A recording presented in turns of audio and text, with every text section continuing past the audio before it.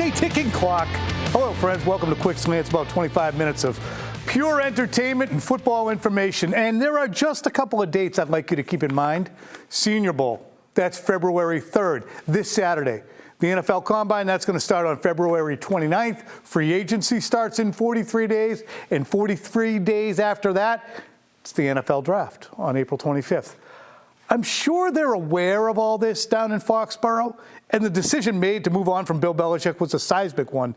But I'm also getting a feeling that once that was done, the approach has kind of been, okay, what now? Or is it just methodical?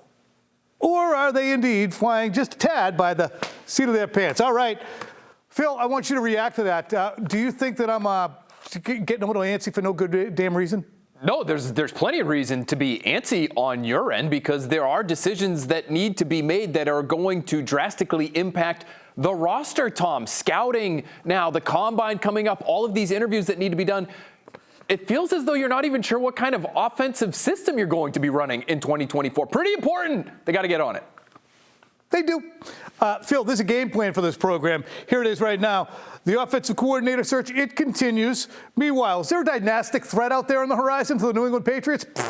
What happened to Mac, huh? We're going to get to that in the C block with his quarterbacks coach, Joe Dickinson. We got a poll. We got your comments. And we also, right now, we have Quick Fire presented by your local New England Honda dealers. Here are, so far, the Patriots offensive coordinator interview list. You got your Caley. You got a fella named Tanner Engstrand, Theo Fleury's brother Brian, Luke Getsy, Gerard Johnson, Tommy Brown, Clete Kubiak, and Scott Turner, not to mention the number of guys who have taken jobs elsewhere, like Shane Waldron. Phil, talk to me about this list and the methodical fashion in which the Patriots are going about it, and who you'd handicap right now as the favorite. Well, you've got a lot of McVay assistants there. You've got a lot of Shanahan or Shanahan adjacent, at least, assistants there as well. So it feels as though the Patriots are wanting to go towards more of a West Coast system. Tom, I'm curious who they can get to come and take on the job because we know what the roster looks like. Mm-hmm. We know it's a new head coach. We know there's some haziness around whoever's going to be making the personnel decisions here. I spoke to an offensive coordinator who's already established he has a job, but I spoke to him earlier today. He said, it's not a real desirable position right now. And so I'm wondering if they're having trouble doing some convincing. Well, that's the interesting thing, because if you want to be able to get in on the ground floor with a top 3 pick and a team that has some money to burn, you're in a great spot. But there is so much uncertainty. Which assistants are going to stick around? Is the coordinator coming in going to make a declaration on who's our wide receivers coach? Who's under contract on the offensive line? Who stays, who goes? There's a lot to get to.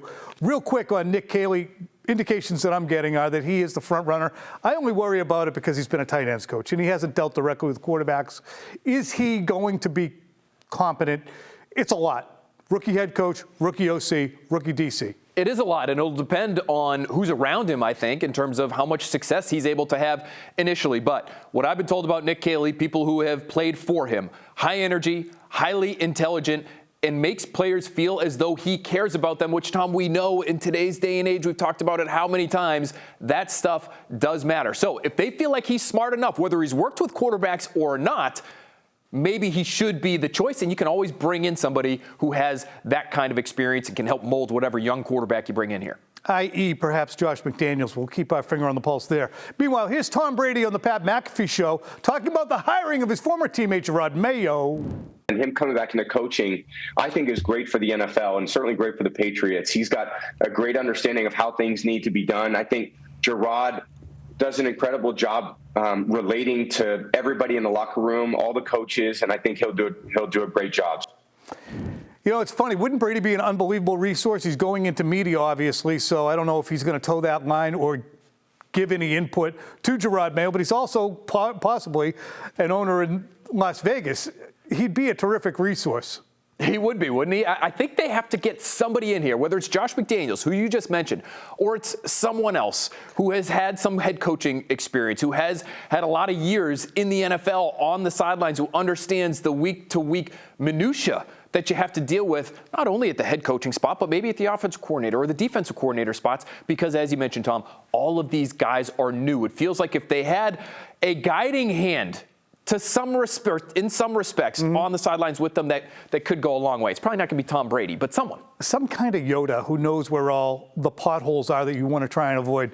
Meanwhile, earlier in the offseason, it was reported that Jerod Mayo did, in fact, offer Steve and Brian Belichick to remain on the staff at their current positions. That's a fact. We confirm that. Neither son of Bill has made an official decision that we know of. My understanding is they are under contract, so the door is open for return. And one wonders, they're probably there as we speak anyway, as the coaching staff begins to prepare for 2024.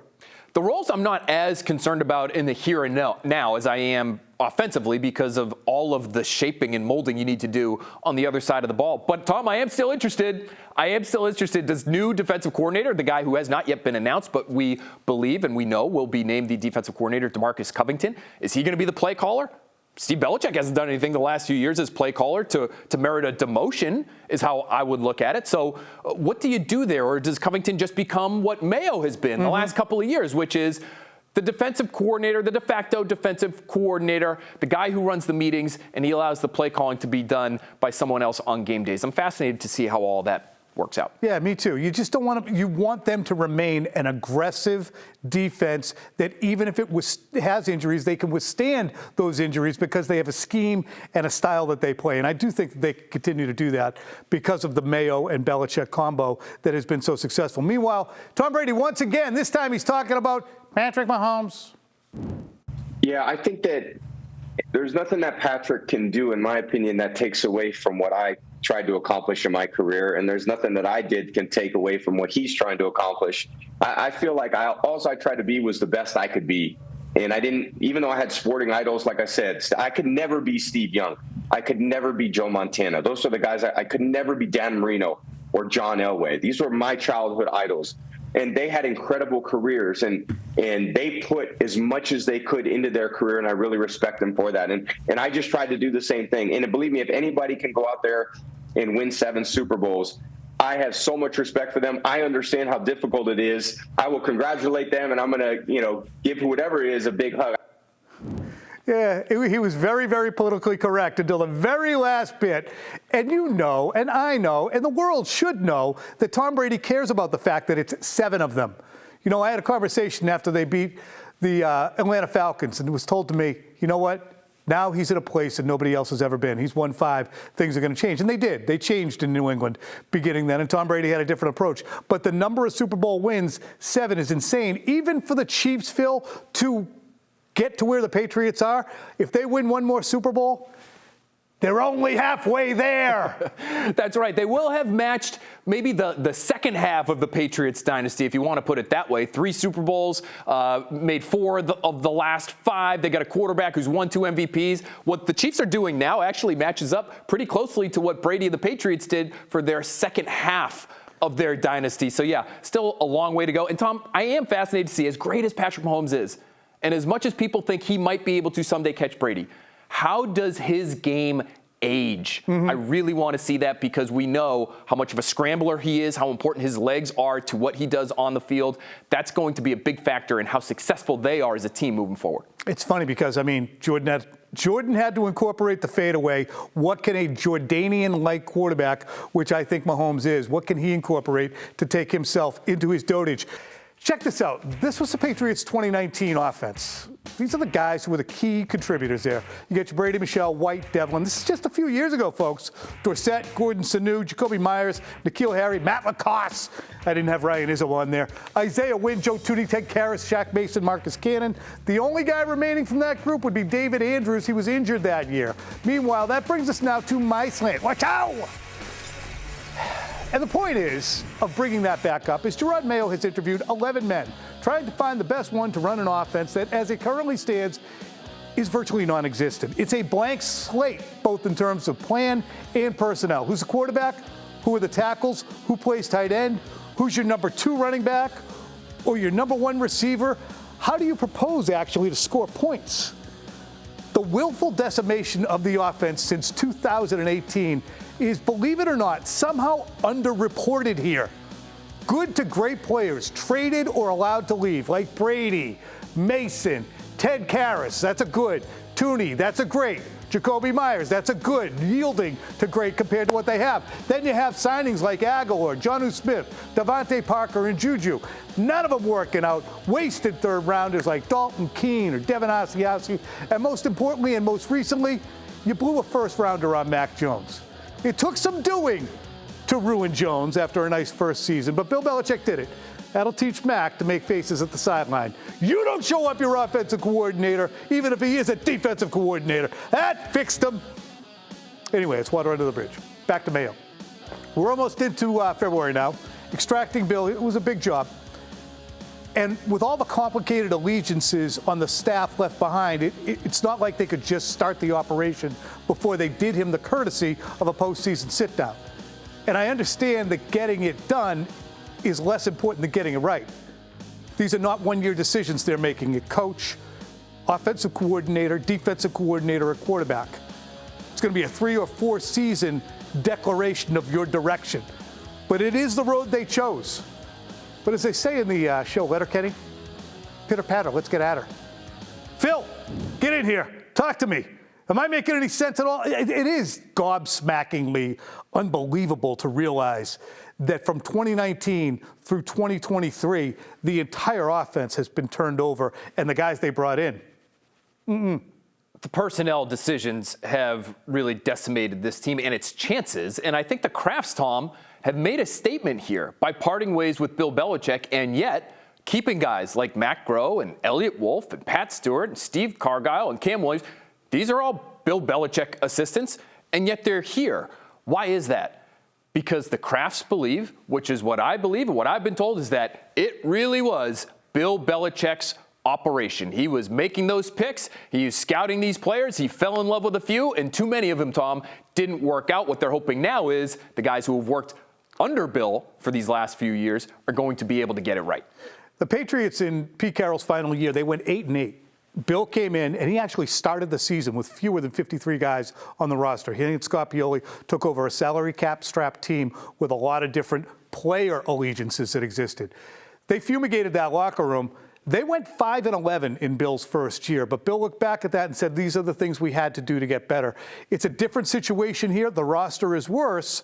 The cap and draft situations are better, but they could, I mean, it's a low bar to clear, but I don't know if it's going to be a quick fix, Phil. Nope. You got to be laser focused. You have to knock out a handful, Tom, of improvements at key roster spots and hope over the course of the next 2 years you can get back into competitiveness. All right, ladies and gentlemen, you can listen to Tom Curran's Patriots Talk podcast to get 45 minutes of Joe Dickinson. He's Mac Jones' quarterback's coach. He has coached Mac since Mac was 11 years old. Joe formerly was the offense coordinator at Oklahoma. He has worked with many high-profile professional quarterbacks. Additionally, he worked with the Buffalo Bills as a quarterback consultant for a couple years. And he has a variety of thoughts as to what exactly went wrong for Mac here in New England.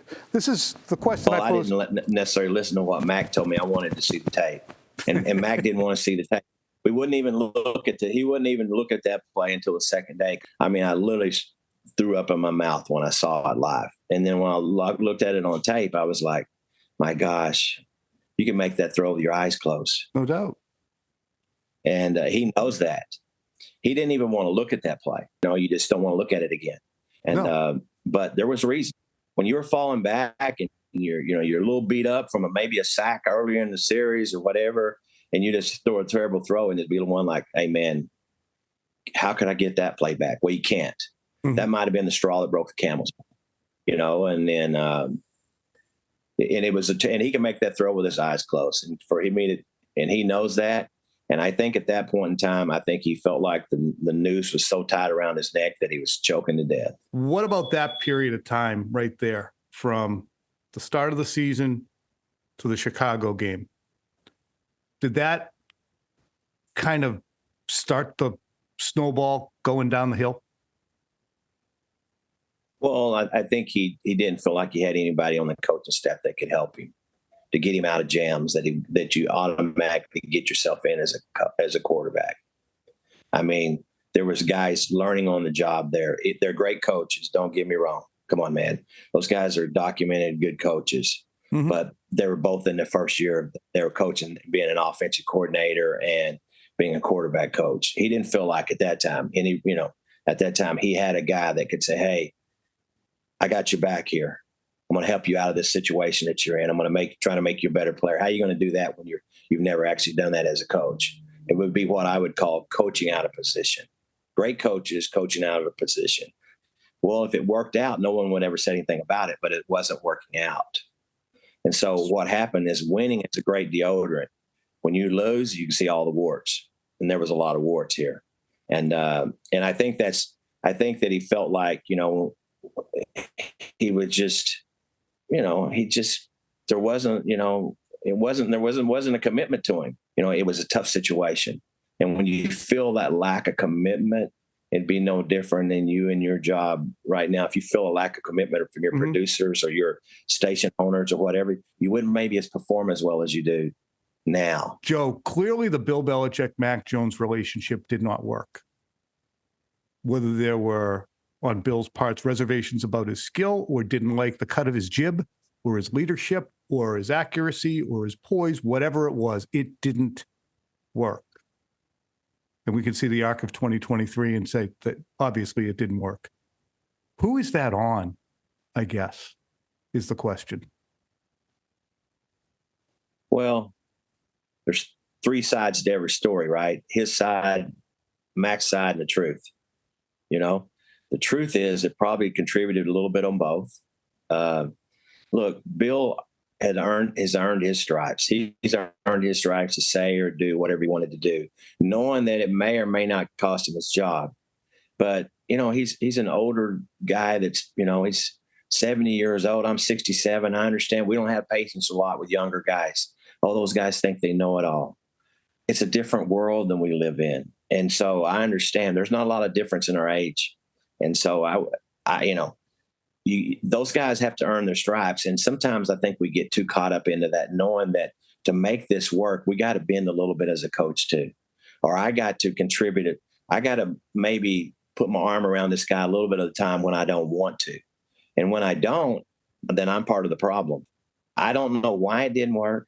Maybe he just felt like that he wasn't his guy. And, because, most people don't know this. And after the first season, and I saw that it was really good for Mac, and I saw that his coach was leaving or whatever, I advised Mac and his agent to go and ask for a trade. I just said, hey, I just think it would be better for you and the Patriots if they trade you. And that was going into 22. But that was going into 22 because I felt like, hey, if you really want this guy to work, you're going to get some guys around him. You're going to put the right guys around him, helping him. And if you don't, just it's really easy. Just trade him, get another guy, because that's allowed and that's what's within the rules. People don't want to see Mac back. What do you think the best thing for Mac to do is? What do you think the best thing for the Patriots to do is? Well, that's predicting the future, right? There's only one spirit, or only God knows the answer to that. We could say, and then he comes out and throws 5 touchdowns in the first game and everybody falls in love with him again in New England. I don't know the answer to that. The answer is most people have already made up their mind. You can't change some of these people's minds. He's not Tom Brady. He's never going to be Tom Brady. Tom is no longer going to play for the New England Patriots. When already that happens, maybe sometimes it's the best thing is to cut bait and go somewhere else where you might be a better fit. Okay. But I will tell you this, his thoughts are that he's under contract. That's been used before, right?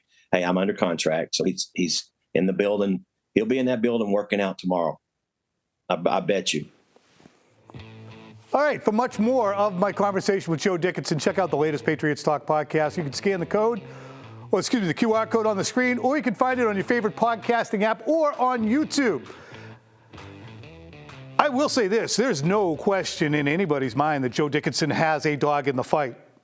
Why then would Joe Dickinson speak? Well, I think honestly, candidly, Max Camp, Joe Dickinson, and Mac Jones himself, they said, it's an avalanche. I'm taking on shrapnel. I just show up at a press conference and people are calling me a diva. So I think they at least want to get out. Look, these are the things that happened from his vantage point. And as Joe stressed, remember, I think Mac and Joe are not completely aligned on how they feel. Mac wants to stay. Mac wants to make it work. He wants to be a Patriot. Will he be a Patriot come September 2024?